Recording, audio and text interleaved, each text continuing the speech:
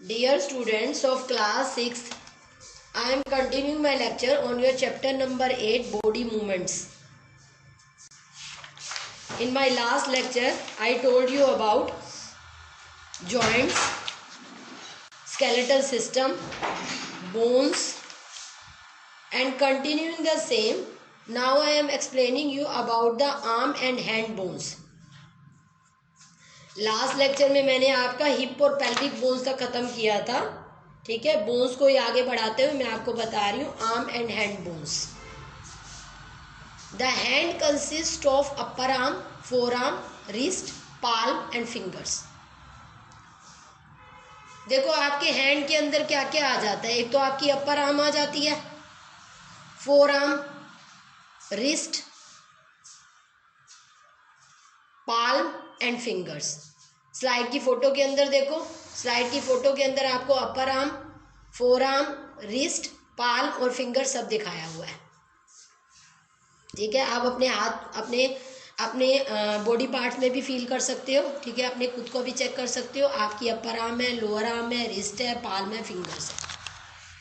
अब upper arm की बात करें तो उसमें एक लॉन्ग बोन है जिसे ह्यूमरस बोलते हैं, और स्लाइड की फोटो में आपको ह्यूमरस भी शोन है. ठीक है, और ये ह्यूमरस जो है ये आपकी शोल्डर बोन से जुड़ी हुई है.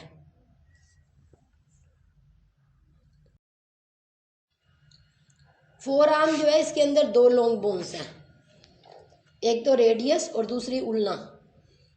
ठीक है, नीचे वाली आर्म की बात करें, ऊपर वाली आर्म तो शोल्डर से जुड़ी हुई है, उसकी जो बोन है ह्यूमरस, उसके अंदर एक ही लॉन्ग बोन है humerus, that is attach to the shoulder. और फोर आर्म की बात करें तो जो नीचे वाली आर्म है, ठीक है, lower part of the arm है, उसके अंदर दो लॉन्ग बोन्स है, रेडियस एंड उल्ना. रिस्ट का देखें, ठीक है, रिस्ट के अंदर बहुत छोटी छोटी बोन्स है जिसे बोलते हैं कार्पल्स. ठीक है, और the palm is made up of 5 bones. Palm की बात करें तो उसमें 5 बोन्स हैं which are said to be metacarpals. Wrist में छोटी छोटी बोन्स है जिसे कार्पल्स बोला जाता है, और पाल्म के अंदर 5 बोन्स है हमारी जिन्हें मेटाकार्पल्स बोलते हैं. Each finger consist of 3 small bones और फेलेंजिस. ठीक है, और फिंगर्स की बात करें तो उसमें 3 छोटी बोन्स हैं, 3 स्मॉल बोन्स और फेलेंजिस जिन्हें हम फेलेंजिस बोलते हैं. Leg bones. Leg includes the thigh, lower leg, ankle, foot and toes. Leg की बात करें तो ऊपर वाला जो पार्ट है हमारा उसे हम थाई बोलते हैं, फिर lower leg, ankle, foot and toes. ठीक है, लेग की हेल्प से हम वॉक करते हैं, स्टैंड करते हैं, रन करते हैं, प्ले करते हैं. Leg enable us to stand, walk, run and play. जो थाई बोन है, जो अपर पार्ट है लेग का, दैट इज थाई, उसके अंदर जो बोन है दैट इज थाई बोन, उसको हम फीमर कहते हैं. ये हमारा स्ट्रॉन्गेस्ट और longest bone in whole body है. पूरी बॉडी के अंदर जो सबसे लंबी और सबसे स्ट्रॉन्गेस्ट बोन है ये हमारी फीमर है, which is present in the thigh. It bears the most of our body weight. The lower leg consist of 2 bones, tibia, fibula. The ankle consists of several small bones called tarsals. In the front part of the knee, there is a disc-like kneecap called patella. The foot has 5 longer bones called metatarsals. Each toe has 3 smaller bones called phalanges. The toe bones also help in walking and running. देखो जो हमारी Thai bone है जिसे मैंने अभी सबसे strongest और longest बोला है, ये लॉन्गेस्ट और स्ट्रॉन्गेस्ट क्यों है? क्योंकि हमारी बॉडी का पूरा वेट जो है वो यही बियर करती है बोन. ठीक है, most weight of the body is beared by this bone. Lower leg की बात करूं तो लोअर लेग के अंदर 2 बोन्स हैं. लोअर लेग में है तिबिया एंड फिबुला. एंकल है तो उसमें छोटी छोटी कई बोन्स हैं जिसे बोलते हैं टार्सल्स. ठीक है, अब जो हमारा नी है, नी का जो फ्रंट पार्ट है, ठीक है, उसमें आप फील भी कर सकते हो, नी कैप होती है, डिस्क लाइक स्ट्रक्चर होता है जिसे बोलते हैं पेटेला। ठीक है, और फुट जो है हमारा, उसके अंदर 5 लॉन्गर बोन्स होती हैं जिसे बोलते हैं मेटाटार्सल्स। ठीक है, foot contain 5 longer bones known as metatarsals. और टो जो है, जो पैर की उंगलियां हैं, टोस, हर टो के अंदर 3 छोटी बोन्स हैं which are known as phalanges. और ये जो टो बोन्स होती हैं that also help us to walk and also to run, ये भी हमें वॉक और रन करने में हेल्प करती हैं। What is cartilage? There are some additional part of the skeleton that are not as hard as the bones and which cannot be bent. अब हमारे कुछ ऐसे पार्ट है हमारे स्केलेटन के जो इतने हार्ड नहीं है जितनी की बोन्स हैं, जो बेंट नहीं हो सकते, सॉरी जो बेंट हो सकते हैं, लाइक नोट लाइक बोन्स। ठीक है, बोन तो हमारी बेंट नहीं हो सकती but they can be bent.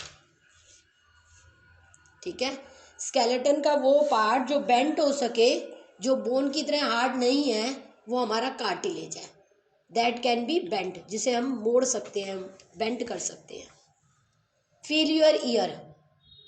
अब अपने ईयर को देखो, जो पार्ट आपकी स्लाइड की फोटो के अंदर दिखाया हुआ है उसको आप अपने ईयर में फील करो। तो क्या फील करोगे upper part of the ear में? It is not as soft as the ear lobe but not as hard as a bone.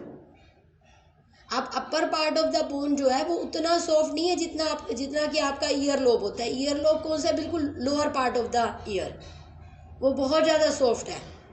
और अपर पार्ट जहाँ पर इस स्लाइड की फोटो में टच करता हुआ दिखाया है वो उतना हार्ड नहीं है, ठीक है, जितना कि ईयर लोब है, लेकिन बोन की तरह हार्ड भी नहीं है। ठीक है, बोन की तरह हार्ड नहीं है लेकिन उतना भी सॉफ्ट नहीं है जितना ईयर लोब है। ईयर लोब कौन सा है? बिल्कुल लटका हुआ नीचे वाला पार्ट, ईयर का पार्ट।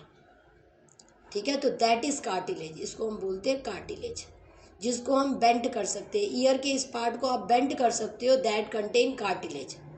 तो कार्टिलेज जो है वो पार्ट है जो बोन की तरह इतना ज़्यादा हार्ड नहीं है और सॉफ्ट होने की वजह से कंपैरेटिवली बेंट हो सकता है, that is cartilage.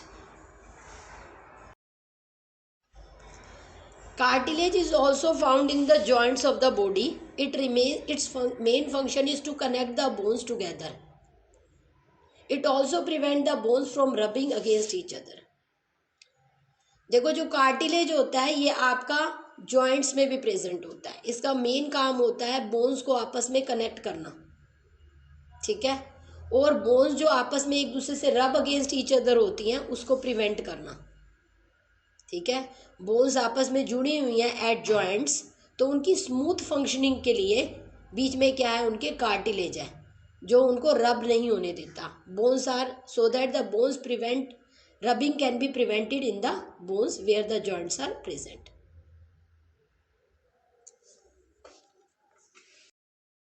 What are the functions of skeleton? Skeleton के क्या क्या फंक्शन होते हैं? स्केलेटन जो है वो हमारा बोनी स्ट्रक्चर है that is present in the body, तो automatically it forms the framework of the body. हमारे बॉडी का जो फ्रेमवर्क है वो ये स्केलेटन है।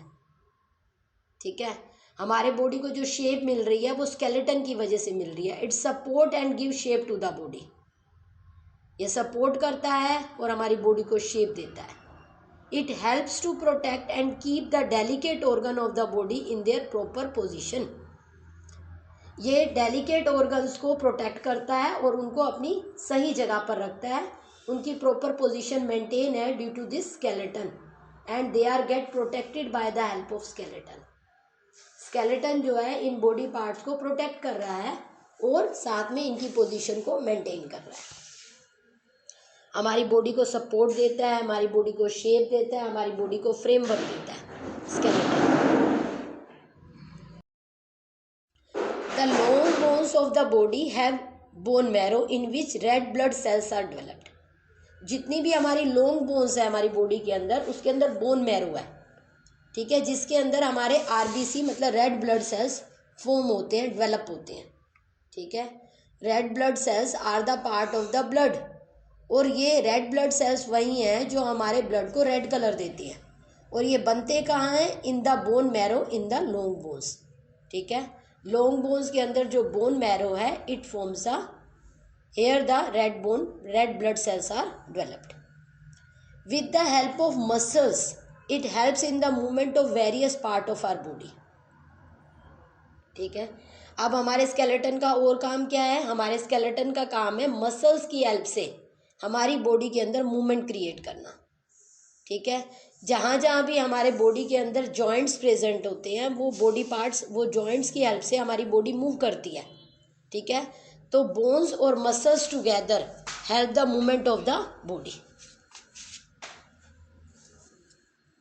Now your lecture is over. You have to prepare it well. Listen the lecture 2-3 times and also listen the last lectures to have better understanding. If any problem occur, you may write on WhatsApp. Okay.